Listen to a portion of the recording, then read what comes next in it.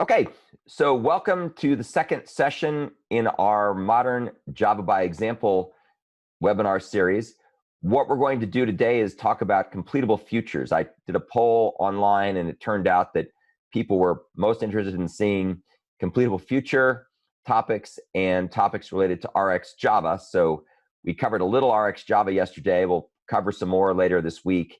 And what we're going to do today is we're going to turn our attention to completable futures. So with that, let me go ahead and I will share my screen.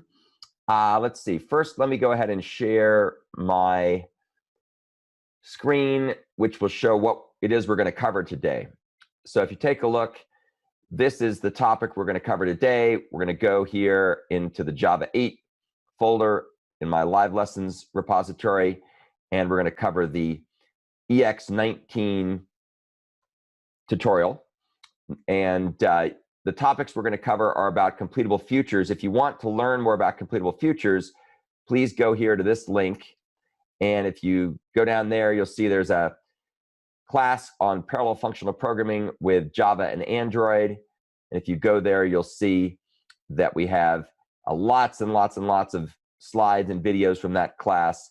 And the material that we covered on completable futures starts about week 13 or so.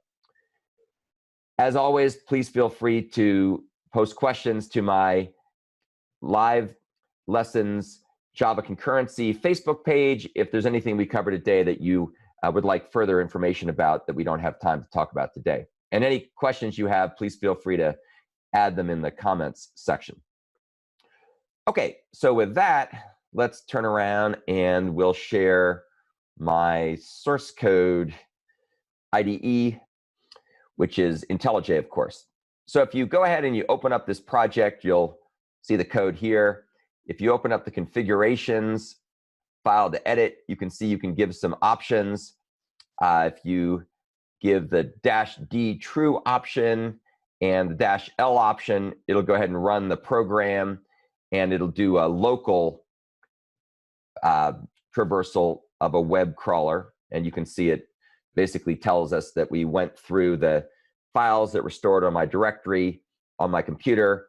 And we'll talk a bit more about this. You can see that it keeps track of the depth, and it's looking for images every step along the way, and it'll tell you what thread the processing is running in. It'll tell you how many images were found, and it keeps track of that as it traverses the tree. If you go up to edit configurations and you do a -W instead of a -L, then it'll go ahead and run this remotely. So it'll actually go out to my repository on my website, and it'll go ahead and do the traversing through actual URLs. So this image crawler app will work both for local crawling of local files on the local file system on the local computer, as well as being able to do it remotely. And we'll see how that all works under the hood. It's pretty cool, actually. All right, so armed with that knowledge, let's now go ahead and take a look at the source code. So if we go in here and we find the EX19 file, this is the driver program for everything. It's got the main entry point, and it simply makes a new image counter object, and all the magic happens in the image counter object. So let's go over to see the image counter object. Here's the image counter object. As you can see, it's a class, and what it's going to do is it's going to traverse through a recursively defined folder structure, either local or remote, and it's going to count the number of images it finds there. And this is pretty cool, and it demonstrates a whole pile of interesting features from completable futures. It also shows how to use the JSoup HTML parser, and it also shows some other cool things we'll talk about as we look through this. So let's talk about some of the fields first. So one thing it does is it keeps a cache of unique URIs that have already been processed. And the reason for doing this, of course, is if we have cycles in our structure, we don't want to end up doing infinite recursion. So if we have a recursive folder structure, this is particularly true for URLs, of course. You might have URLs that point to other URLs. We don't want to visit the same page more than once. to avoid cycles and just to avoid confusing the output. So to do this, we're going to define something called a concurrent hash set.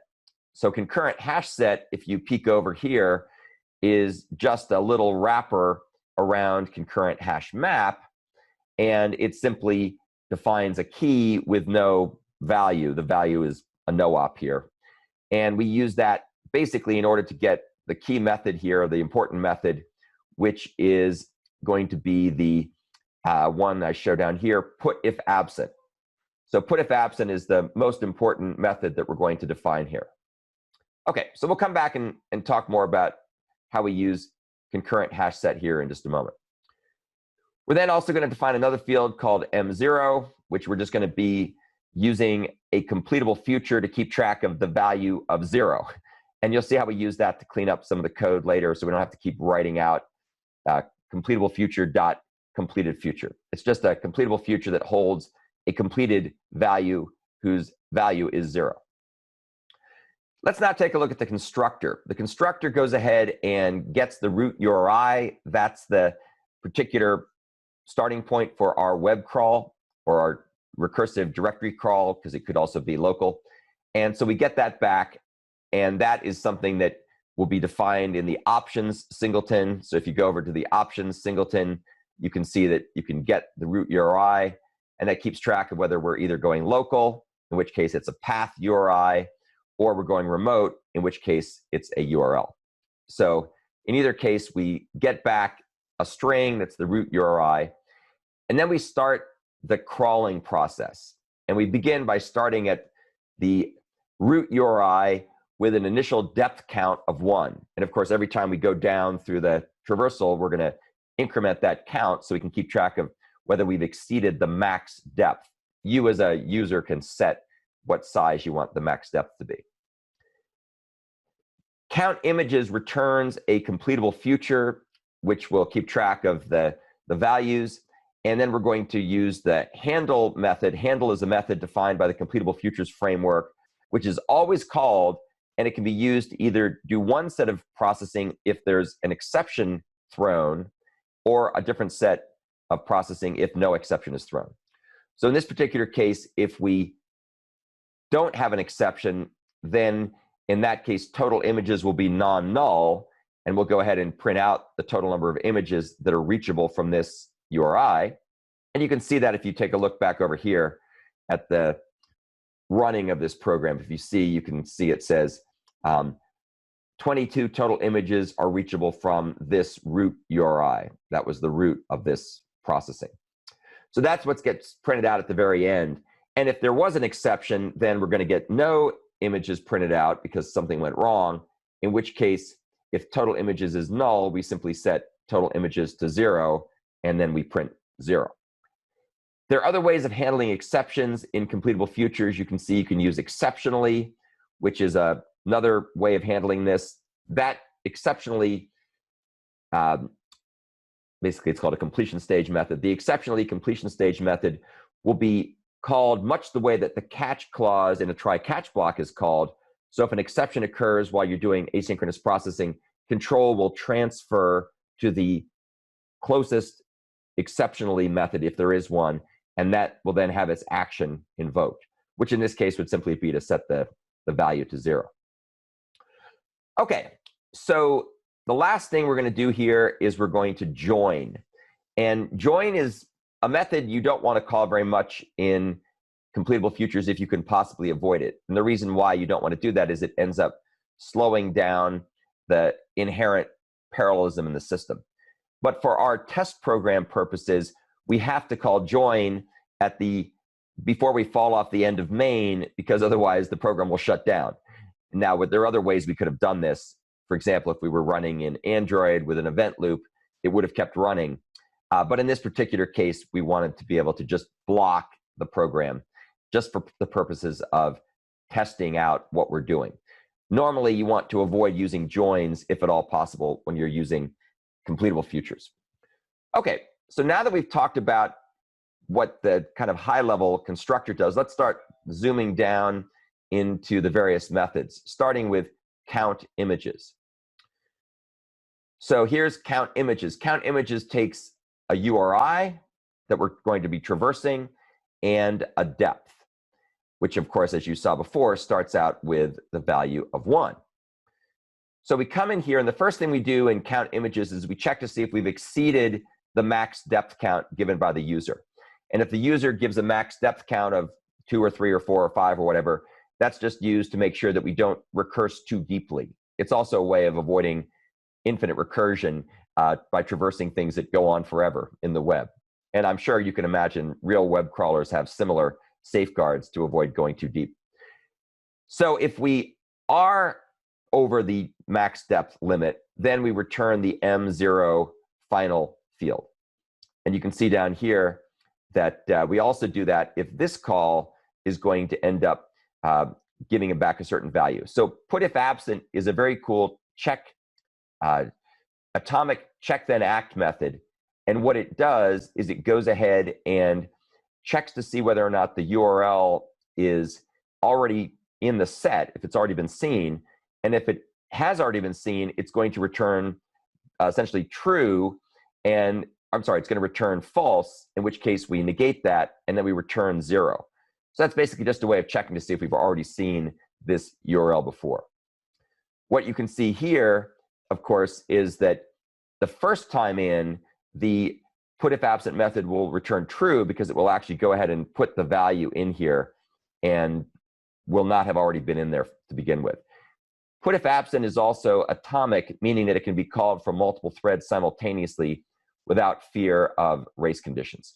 It's part of a family of cool atomic check then act methods that are part of the concurrent hash map API, which I've lobotomized in some ways to work with my concurrent hash set. So other examples of those kinds of atomic check then act methods would be things like the compute if absent method, other ones like remove and so on, or replace. So we're using put if absent. After we do that sanity checking, we're then going to go ahead and call down to the count images async method, which is going to really do the workhorse of this whole program. That will also return a completable future to an integer that will keep track of how many images were counted and or encountered.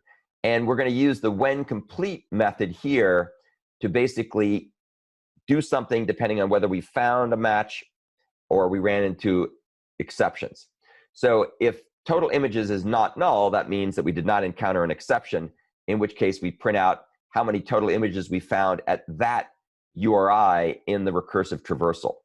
So if you go back to the run method over here again, or the run window, you can basically see that it tells us that at depth 2, we found 7 images. At depth 1, we found 22 images. At depth 3, we exceeded the max depth, which was set to 2.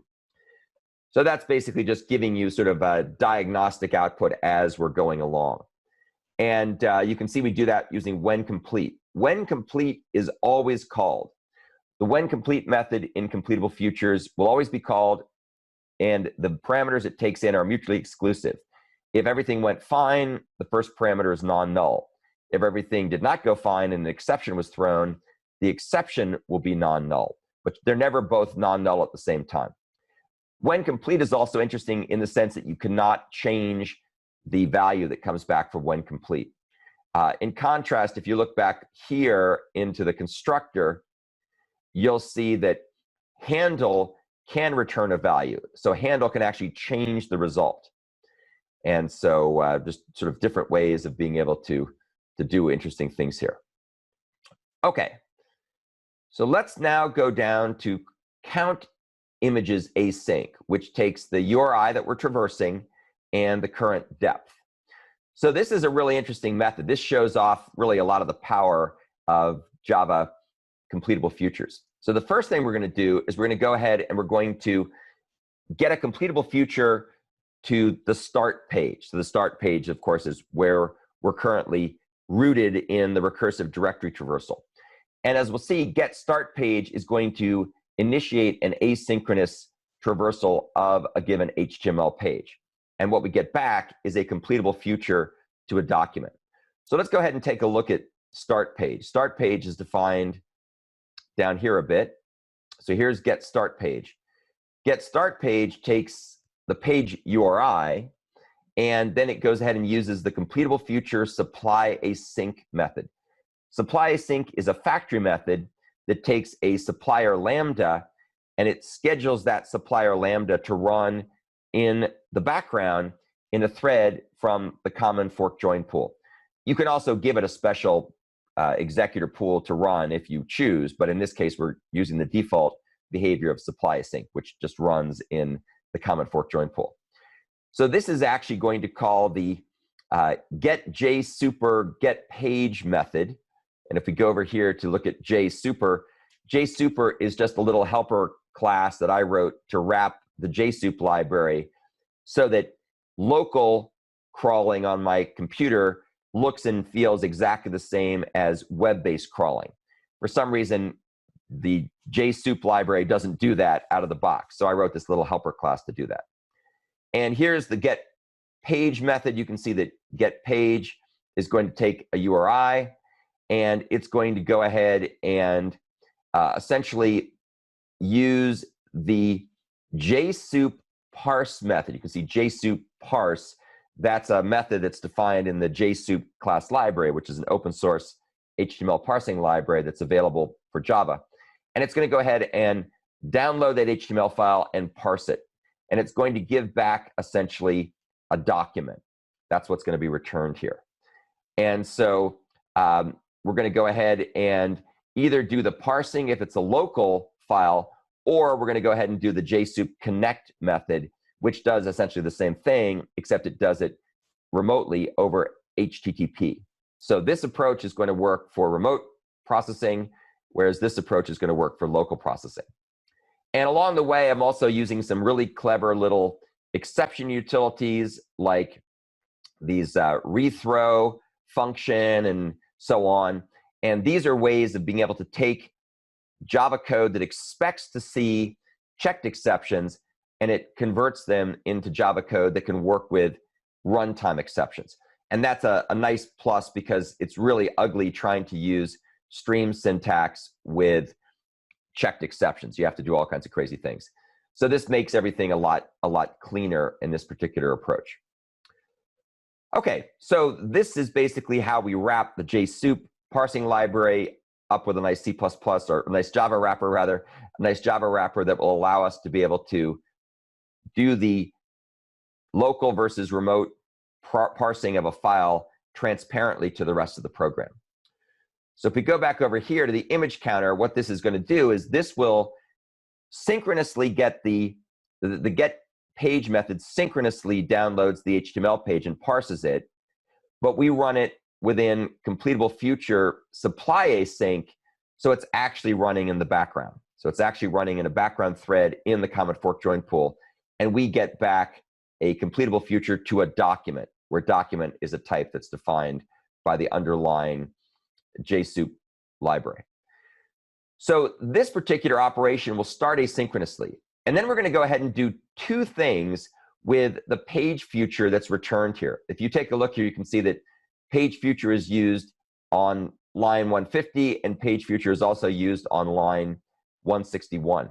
And those two lines of code will start to run when the page has been downloaded and parsed, or opened and parsed if you're doing local processing.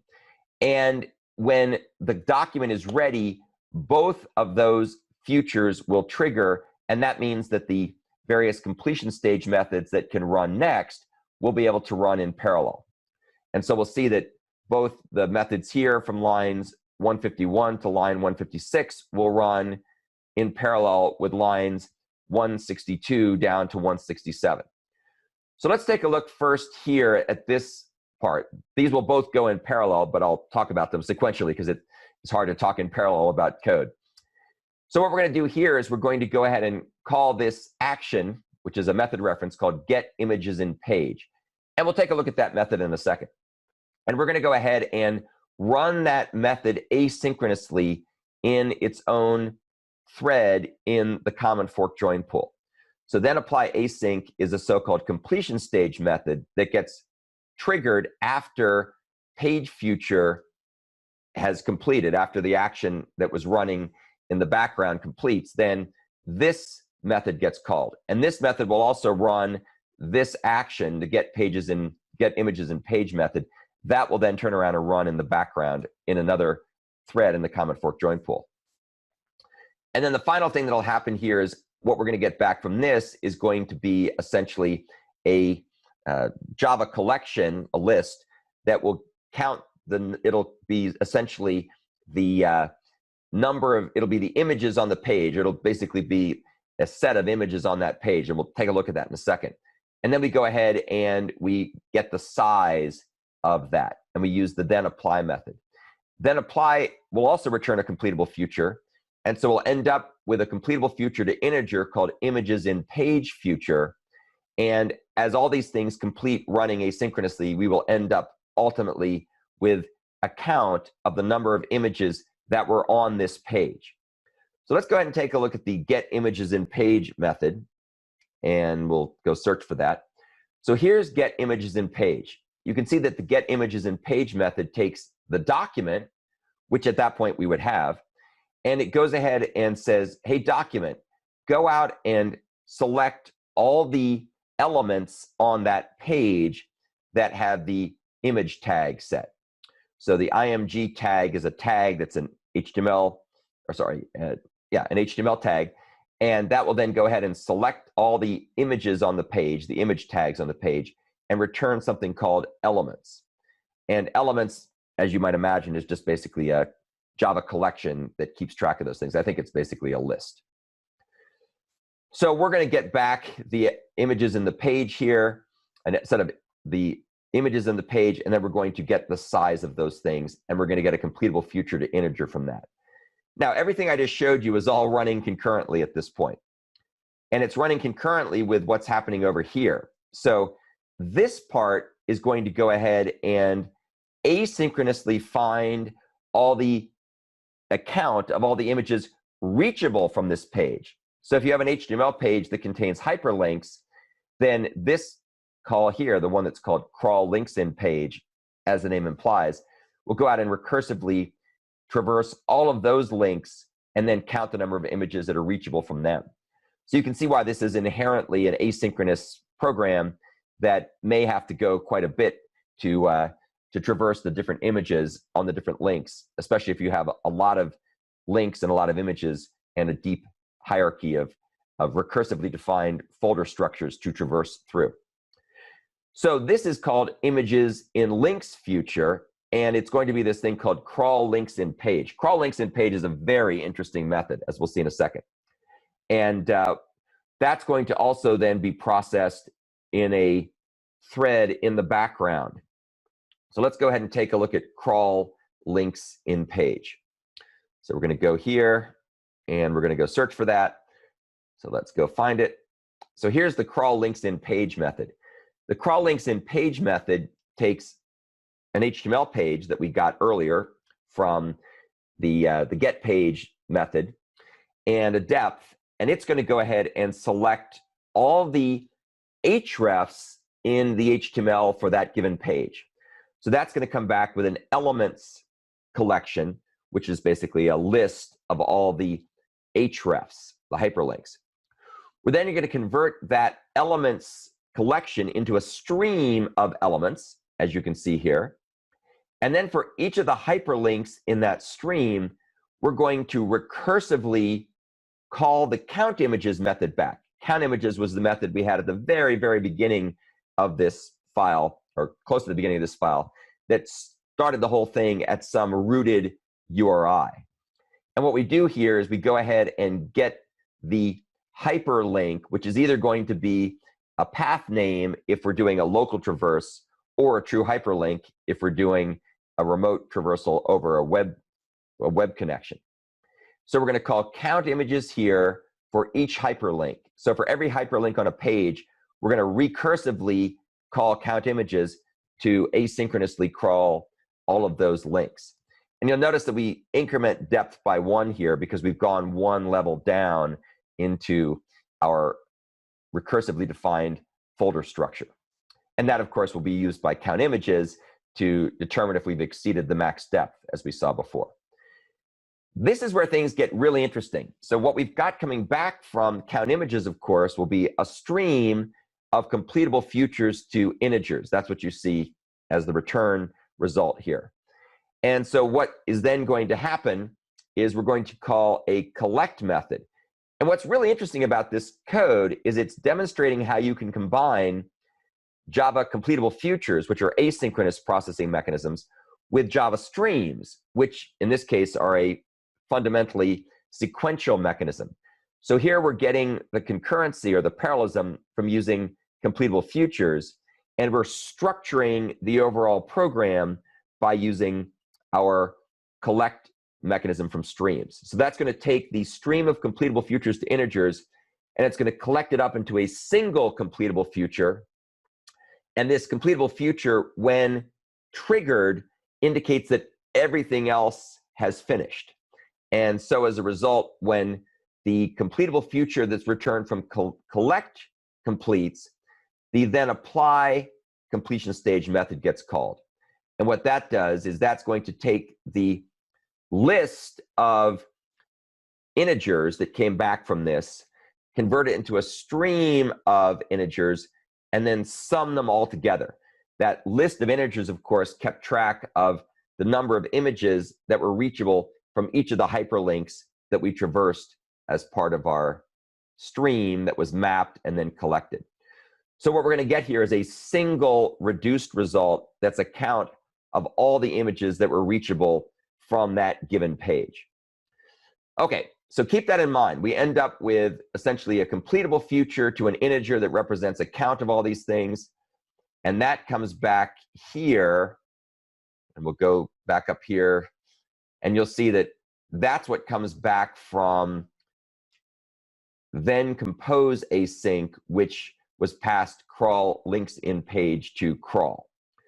So now what we've got is we've got two futures. One future is called images in page future, and the other future is called images in links future. And of course, I'm using the word future as a shorthand for completable future, because that's all we're dealing with here.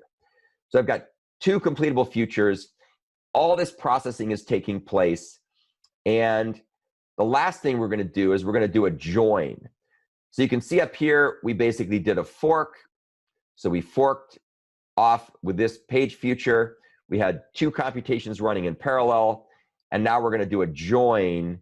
And the join here is going to be taking those two futures, and we're going to call a method called combine image counts.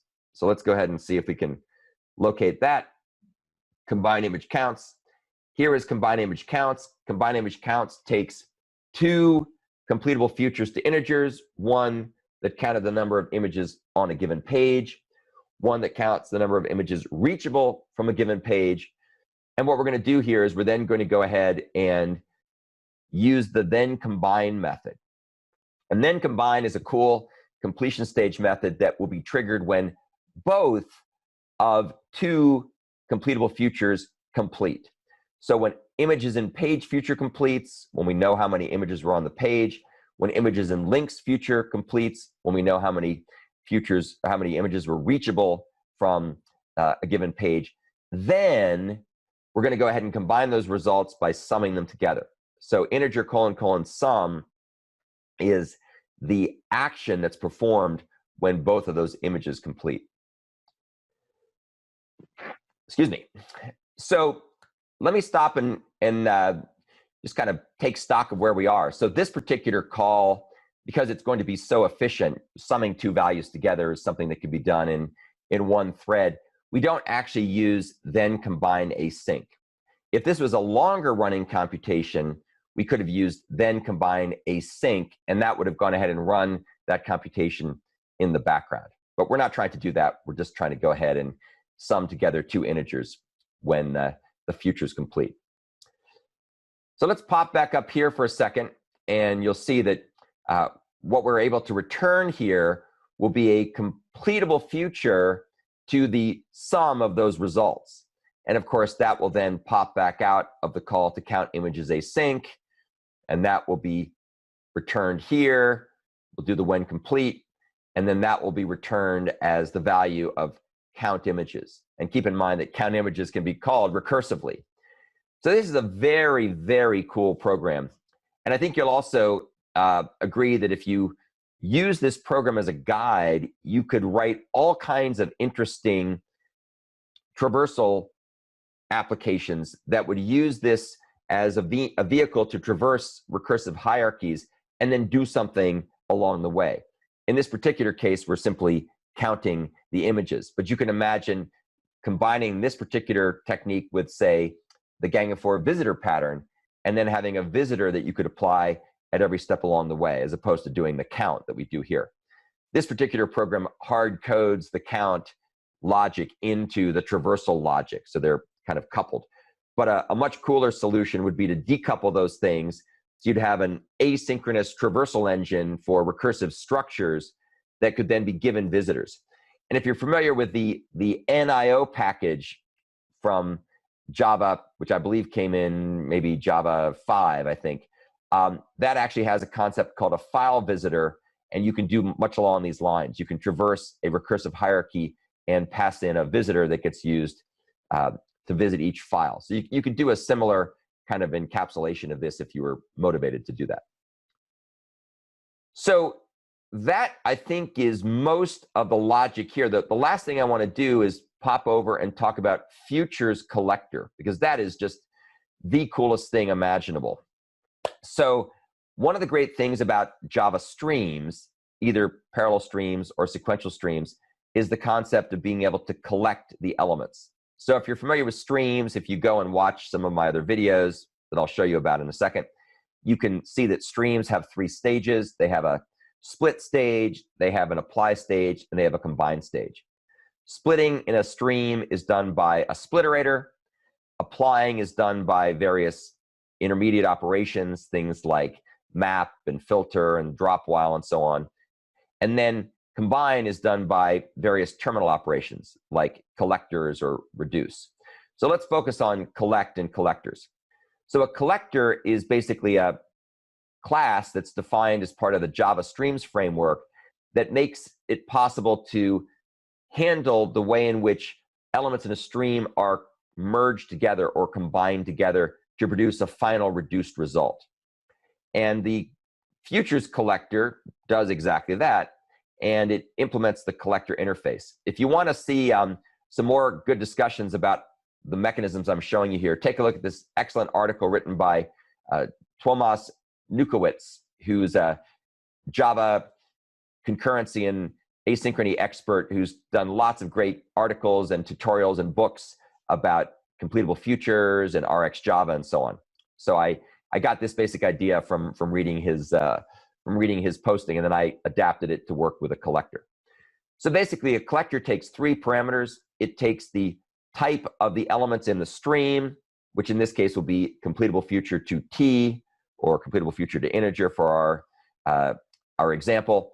It then has the next parameter, which is what's called the accumulator type. That's what's going to be used by the collector to store the elements in a stream in a collection. And then the final type here is the return type. So after we're all done, we're going to give back a completable future to a list of elements of type T. So those are the 3 things we're parameterizing the collector interface with. Collector, of course, comes from the Java Streams framework.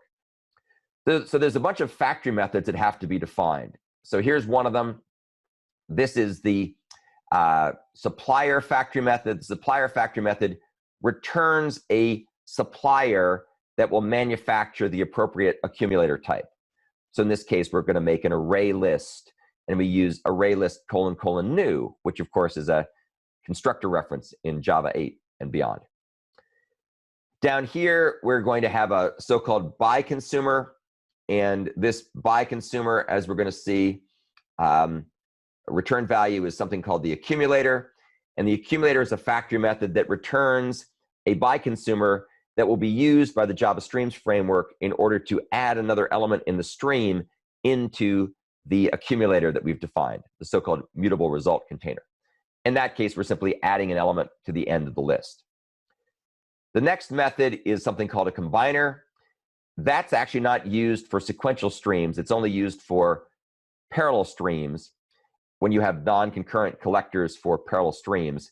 And all we're going to do in that case is just take one list and append it to the end of the other. We're not going to talk about that. I just put that in there for completeness. And then the final method, which is really the interesting one here, is called the finisher. And the finisher is what's going to transform the mutable result container, which is this array list in our case, and it's going to return the value that we want to come out of collect. And the value we want to have come out of collect, of course, is going to be a completable future, a single completable future that we can then wait upon for everything else to finish. So if we go back over to image counter and we see where this is actually used here, you can see that the collect method wants to return a completable future to a list of integers. And then we can go ahead and take that list, turn it into a stream, and then reduce the elements. So we want to take a stream of completable futures to computations that are running in the background, crawling through the web and counting images on hyperlinks reachable from this page, and have a single completable future that's used to wait for them all to finish. So let's go ahead and take a look and see how that's done by future collectors finish. So future collectors finish, as you can see here, does some really interesting stuff. It goes ahead and takes the futures, which of course are the elements in the stream that have been accumulated by the collector framework. So we've got essentially an array list of completable futures. And we're going to use the arbitrary arity method in completable future called all of. And all of is a very special method. It takes an array or a var_args list, and it goes ahead and will return one completable future that will trigger only when all of the other completable futures in the parameter to all of have finished. So what we do here is we take the futures list, we convert it into an array, because of course that's what all of expects. Completable future all of, this arbitrary arity method expects to have an array, so we convert the list to an array with the to array factor method. And then that will give us back a single completable future. And when all the other completable futures that were passed as an array to all of finish their asynchronous processing, then and only then will that single completable future be triggered. And what will happen at that point is the then apply completion stage method gets called back. We then take the list of futures that have now completed, convert that into a stream of completable futures, and then we go ahead and call the map operation, and we call the join method. Now, this is an interesting use of join. Remember I told you to try to avoid using join? Well, in this case, calling join is perfectly okay, because all of these completable futures in that stream have already completed. And the reason we know that is the case is that we never would have had the then apply completion stage method called until all of those futures were done, because that's the way it works. You only get called back when they're all finished. So at this point, join is simply converting a completable future to T to an object of type T, in our case, integers. So we end up with a stream of type T that we then convert into a list of type T. So we're going to have an array list of type T. And then apply returns a completable future to a list of elements of type T. And that's what you can see is this parameter. So the parameter that is coming back here is the return value from this, and it's a completable future to a list of T. And just to pop back and reinforce where this code is used, that is used here. We get back a single completable future, and when that future triggers, we then take the list that came back from that, we convert that into a stream of integers, and we sum the values together by using reduce. So I think you'll agree this is an absolutely super cool program. Lots of interesting things. It demonstrates the combination of sequential streams with completable futures. Everything runs in parallel. It demonstrates many interesting completion stage methods, factory methods, exception methods, and also, of course, it also demonstrates the some other types of methods like factory methods that are defined in the completable future framework as well. So with that, I'm going to stop my screen share, and we're going to talk about some of the questions that we've got. So first of all, for anybody out there, if you have questions, this is a good time to type them in. So the question is, if the main thread is already part of the fork join pool, why do we have to call join on line 74? So if and the question continues, if the reason is to prevent the main thread from exiting, the main thread anyway will be busy running fork join tasks. So it won't actually be busy running fork join tasks. When the main thread can pitch in to run fork join tasks, but it may not be running it. So the moment that the main thread returns, and the main thread will return if you call join, if you don't call join rather, and it happens to be in a point when it's not running any fork join tasks, it'll simply return. And the common fork join pool spawns threads that are so-called daemon threads. And because they're so-called daemon threads, that means that those threads don't count towards keeping the process running when the main thread exits. If the threads that were in the fork join pool were non-daemon threads, then we could go ahead and return, and the other threads would keep running in the background. But we don't want that to happen. You don't want the fork join pool threads to be non-daemon threads. That would cause chaos and insanity because your program would never shut down properly. So that's why you have to call join. The main thread is not always going to be running the fork join tasks. There may be plenty of other threads in the fork join pool that are running fork join tasks, so the main thread can go ahead and return at that point. Okay, so hopefully that answers the question about why we do join. You'll notice that we only did join here because I didn't want the program to exit. If this had been a server, or if this had been a more conventional client, like an Android client with an event loop, I wouldn't have had to have worried about putting a join there, because I could have simply set it up so that when we were done, we would notify the main thread, or we just evaporate, either one. So let's also talk about how to compare and contrast completable futures with reactive streams. So there's a couple of comparison points. One comparison point is that the reactive streams model, and let's also give another explanation real quick. So reactive streams is a set of interfaces that were introduced in Java 9. By themselves, those interfaces don't really do very much. They have an interface called publisher, they have an interface called subscriber, they have an interface called subscription, and so on. But they're really very, very limited. If you take a look at those interfaces in Java 9, you'll be like, what's the big deal? And the answer is, there's not a big deal.